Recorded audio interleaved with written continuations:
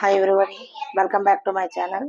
So in today's class లో trigonometry chapter లో ఉండే సెకండ్ ఎక్సర్సైజ్ లో సెకండ్ ప్రాబ్లం డిస్కస్ చేసుకుందాం. సో సెకండ్ ప్రాబ్లం చూడండి ఒకసారి. Choose the right option and justify your choice.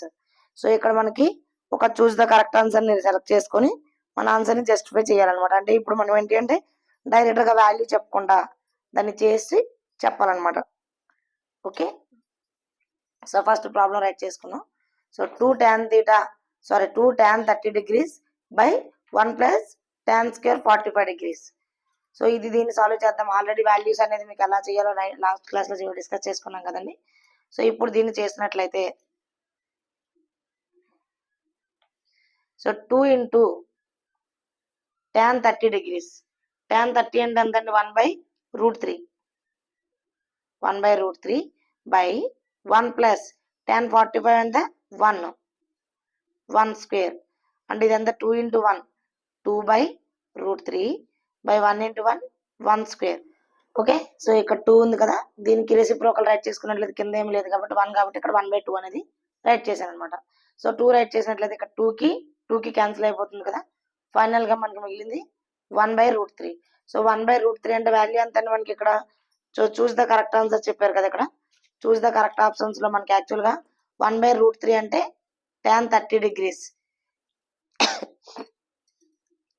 tan 30 లేదా cot 60. మనకి ఇక్కడ ఉన్నది tan 30 ఉంది అంటే ఆప్షన్ సి అనేది మనకి ఆన్సర్ అవుతుంది అనమాట. అంటే ఇక్కడ tan 30 లేక cot 60 ఉంటే cot 60 సెలెక్ట్ చేసుకోవచ్చు.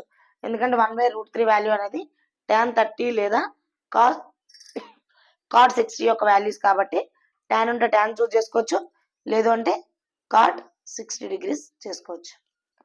Okay, next second one. Second problem 1 minus tan square 45 by 1 plus tan square 45. So 1 minus tan square 45 1 plus tan square 45. ఇది వెరీ వెరీ ఈజీ అండి. ఎందుకంటే మీకు ఆల్రెడీ 45 వాల్యూ అనేది 1 కాబట్టి 1 minus 1 square by 1 plus 1 square. అంటే దీని value ఏమొస్తుందని మనకి ఇక్కడ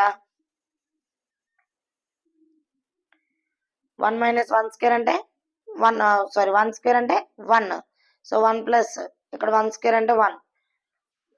సో 1 minus 1 ఎంత అంటే ఆటోమేటిక్గా 0 by 1 plus 1 2 అంటే వాల్యూ ఎంత? 0. అంటే మనకి ఇక్కడ 0 డైరెక్ట్ గా ఉంటే 0 సెలెక్ట్ చేసుకోవచ్చు, లేదు అంటే 0 అనే వాల్యూ ఎప్పుడెప్పుడు వస్తుంది మనకి అందులో ఏ ఆప్షన్ ఉన్నా కూడా మనం చేసుకోవచ్చు అనమాట. sin 0 0, నెక్స్ట్ sin 0 0, నెక్స్ట్ దీనికి ఆపోజిట్ గా ఏమొస్తుందండి cos 90 కూడా మనకి వాల్యూ 0నే. నెక్స్ట్ cot tan 0 0, cot 90 भी 0. సో ఇన్నిట్లో ఉన్నాయి. సో మన దగ్గర ఉన్న క్వశ్చన్ లో ఏ ఆన్సర్ ఉందో చెక్ చేసుకొని దాన్ని మనం చూస్ చేసుకోవచ్చు. సో ఇక్కడ ఏమీ లేదు, tan 90 అంటే ఇది కాదు వాల్యూ అది. సో 1 అంటే ఇక్కడ డైరెక్ట్ గా డి చూస్ చేసుకోవడమే. ఎందుకంటే మనకు ఉన్న 4 వాల్యూస్ లో ఏ వాల్యూ కూడా అక్కడ మెన్షన్ చేయలేదు. సో డైరెక్ట్ గా 0 అనేది ఇవ్వడం జరిగింది కాబట్టి డైరెక్ట్ గా 0నే మనం సెలెక్ట్ చేసుకోవచ్చు. Next third one 2 into tan 30 by 1 minus tan square 30. Okay, 2 into tan 30 1 minus tan square 30. So ఇక్కడ tan 30 యొక్క వాల్యూ ఏంటండి? ఆల్రెడీ ఇప్పుడు చెప్పుకున్నాం కదా, tan 30 అంటే 1/√3. 2 into 1/√3 by 1 minus tan square, కింద tan square ఉంది కాబట్టి 1/√3 హోల్ స్క్వేర్. అంటే దీన్ని ఎలా రైట్ చేసుకోవచ్చు మనం?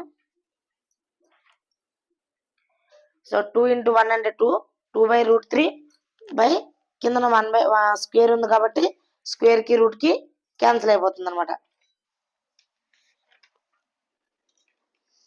అంటే 2/√3 బై 1 minus 1/3. ఎందుకంటే ఇక్కడ స్క్వేర్ కి రూట్ కి మనం క్యాన్సిల్ అవుతుంది. అంటే 2/√3 బై 3 1 3 minus 1/3. 3 అంటే 2/√3. సో ఈ ఫ్రాక్షన్ మనం మల్టిప్లై చేసినట్లయితే దీని యొక్క రెసిప్రోకల్ రైట్ చేసుకుంటాం కదా. సో 3/3 - 1 అంటే 2. ఇక్కడ ఈ 2 క్యాన్సిల్ అయిపోతుంది, 3/√3 ఉంటుందన్నమాట. సో 3/√3 అంటే ఆల్రెడీ మీకు ఒకసారి చెప్పాను కదండి ముందు క్లాస్లో. సో కింద మనకి ఎప్పుడైనా √3 ఉంది, క్యాన్సిల్ అయ్యే ఛాన్సెస్ ఉన్నట్లయితే దాన్ని మనం రేషనలైజ్ చేసుకుందాం. సో దీన్ని రేషనలైజ్ చేసినట్లయితే డినామినేటర్తో రేషనలైజ్ చేశాను. సో 3 × √3 √3 × √3, 3 × √3 √3 × √3 అంటే 3.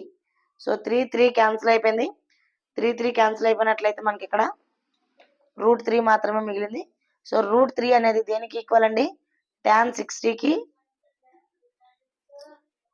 tan 60 degreesకి cot 30 degreesకి.